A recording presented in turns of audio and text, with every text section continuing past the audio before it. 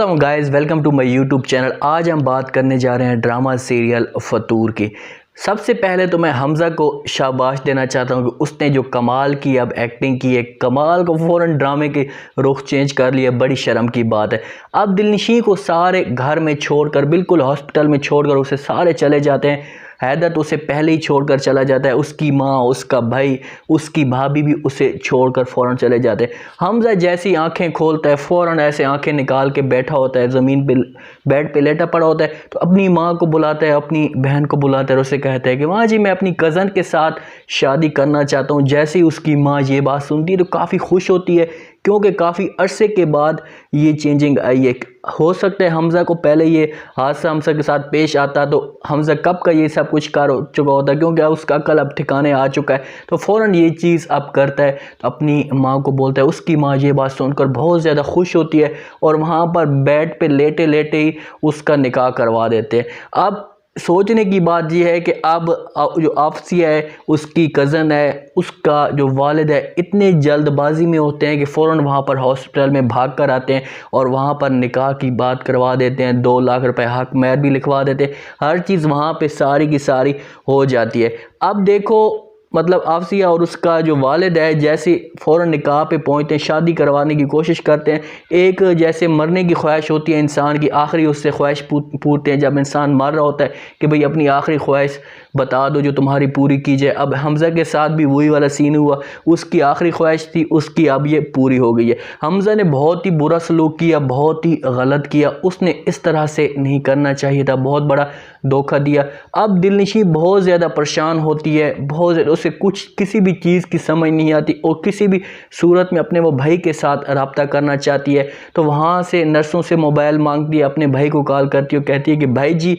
जैसे उसका भाई ये बात सुनता है तो फ़ौरन दिलनशी को कह देता है कि दिलनशी मुझे आप कॉल ना किया करो, हम आपके लिए अब हमेशा के लिए मर चुके हैं। दिलनशी तो अब उनको यकीन दिलाने की कोशिश कर रही थी कि किसी भी सूरत में अब उनको यकीन दिलाया जाए, उनको एक अपने कंट्रोल में, एतबार में लिया जाए कि मेरा इसमें किसी किस्म का कोई भी कसूर नहीं है।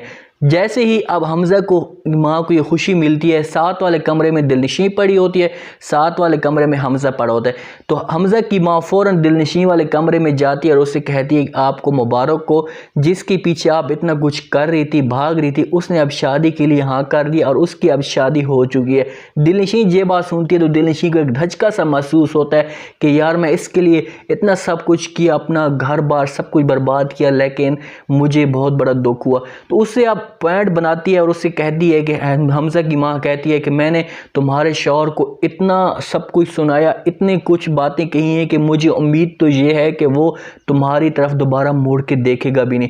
और मुझे हैरत है ऐसे शोर पर कि उसकी बेगम इतनी रंगरलियाँ मना रही है कहीं पे और उसे कुछ पता भी नहीं है। तो ये बात सुनकर दिलनशी को भी गुस्सा आ जाता है और फ़ौरन उसको मुंह तोड़ जवाब देती है और उसे कहती है कि बस बहुत हो गया, मज़ीद मैं आपकी कोई भी बात बर्दाश्त नहीं करूंगी। मुझे कोई शौक़ भी नहीं है आपको यकीन दिलाने का, अपने कैरियर का एतबार दिलाने का कि मैं मतलब कि पाक हूँ, साफ दामन हूँ। दिलनशी ये बात उसको कहती है। ये बात सुनकर वहाँ से हमज़ा की माँ चली जाती है।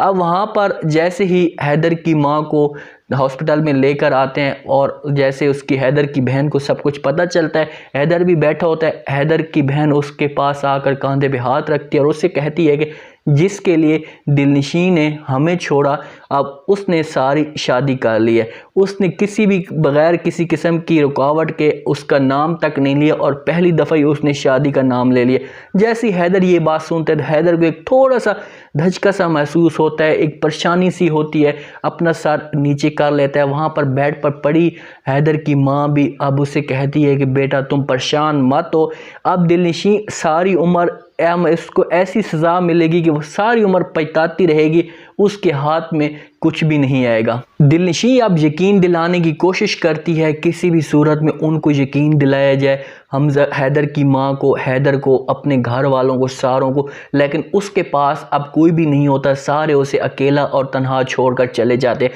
अब दिलनशी हॉस्पिटल से निकलती है, फ़ौरन अपने घर जाती है, हैदर के घर जाती है। वहाँ पर जैसे ही जाती है तो चौकीदार से पूछती है कि ये लोग कहाँ पर गए हैं। तो चौकीदार उनको बताया है कि हैदर की माँ की तबीयत ख़राब हो गई थी और उसे हॉस्पिटल में ले गए हैं। तो जैसे दिलनशी ये बात सुनती है तो दिलनशी की आंखों में बेनता आंसू आना शुरू हो जाते हैं, क्योंकि अब यकीन करने लग चुकी होती है कि ये सारा कुछ मेरी वजह से हुआ, सारा कुछ मेरी वजह से हुआ है और मैं अगर ऐसा ना करती तो ये नौबत ना आती। अब जैसे ही वो ये बात सुनती है तो फ़ौरन रक्शे में बैठती है, दुआ मांगती है और कहती है कि खुदा करे कि ये सब कुछ ठीक हो जाए और हैदर लोग मेरी बात पे यकीन कर लें, मुझ पे मतलब मेरे साथ नफ़रत ना करें। अब दिलनशी देखो कोशिश करेगी पूरी हॉस्पिटल में जाने की, और वहाँ पर जैसे ही जाएगी तो हैदर तो उसके साथ किसी किस्म की कोई भी बात नहीं करेगा। हैदर की बहन हो सकता है कि उसके साथ बात करे, उनको उसके साथ कोई बिहेवियर वगैरह सारी बात करें, लेकिन मुझे ऐसा लगता है कि दिलनशी को फ़ौरन आप उस जगह से निकाल देंगे। अब आती है मेमल की बारी। कुछ लोग कह रहे हैं कि ये सारा जो कुछ भी हुआ मेमल की वजह से हुआ, मेमल ने ये सब कुछ बीच में गेम उड़ाई थी। अब मेमल को आना चाहिए और मेमल आएगी। मेमल पूरी कोशिश करेगी हैदर और दिलनशी को मिलाने के लिए। हमज़ा बिल्कुल अब बीच में हट चुका है। हमज़ा अपनी ज़िंदगी खुशी के साथ गुजारेगा, बेड पे गुजारेगा या हो सकता है सही जगह हनीमून पे जाके गुजारे, लेकिन हमज़ा का अब नाम तक नहीं आएगा। हमज़ा ने जो काम करना था वो कर दिया, जो धोखा देना था वो अब उसने दे दिया। अब सिर्फ और सिर्फ दिलनशी के ऊपर गेम बन चुकी है। दिलनशी सबको अब यकीन दिलाने की कोशिश करेगी, मेमल उसका साथ देगी। मेमल हैदर को समझाएगी कि ये सारा कुछ कसूर मेरा था, मैं ही करती रही, अगर मैं ना आती तो ये सारी गेम ना आती। दिलनशी का कोई भी कसूर नहीं है। हैदर इतना अच्छा इंसान है कि उसे पूरी कोशिश करेगा, उसको माफ़ कर देगा और अपनी मामा को भी समझाने की कोशिश करेगा। माँ को माँ कहेगा कि माँ जी आप इसको माफ़ कर दें, इससे गलती हो गई, गलती इंसानों से हो जाती है तो आप इसको माफ़ कर। मैं तो यही कहूँगा कि दिलनशी की बहुत बड़ी गलती है। दिलनशी को ऐसा कदम उठाना भी नहीं चाहिए था। अगर वो इस किस्म का कोई भी कदम उठा भी रही थी तो हैदर को बता कर जाती तो हैदर ये सब कुछ हैंडल कर लेता, लेकिन हैदर को उसने कुछ भी नहीं बताया, ऐसी वो चली गई है तो अब वो सारा खुद भुगतेगी। इसको सज़ा ज़रूर मिलेगी, ये बात नहीं है कि इसको सज़ा नहीं मिलेगी, इसको इतनी बड़ी सज़ा मिलेगी कि हो सकता है कि ये अपने आप को कभी भी माफ़ ना कर पाए।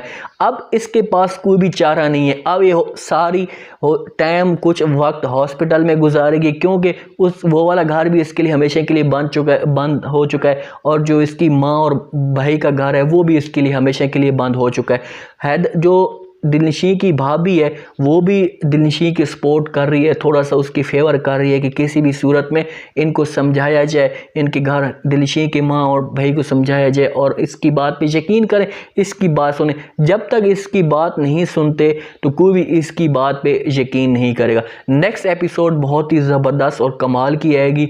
मेमल को अब बीच में दखल अंदाजी करनी चाहिए, वो अब उसके अंदर आए और अपना सारा मेन किरदार अदा करे। तो उम्मीद है आज का ये रिव्यू, आज का ये प्रोमो आप लोगों को पसंद आया होगा। आपने कमेंट सेक्शन में लाजमी राय देनी है कि हमज़ा ने जो कदम उठाया है क्या ये ठीक उठाया है, दिलनशी को जो सज़ा मिली है क्या ये ठीक मिल रही है। तो अपनी राय लाजमी दिया करें, अपना ख़ास ख्याल करें, दुआओं में याद रखें। मुझे दीजिए इजाज़त, अल्लाह हाफ़िज़।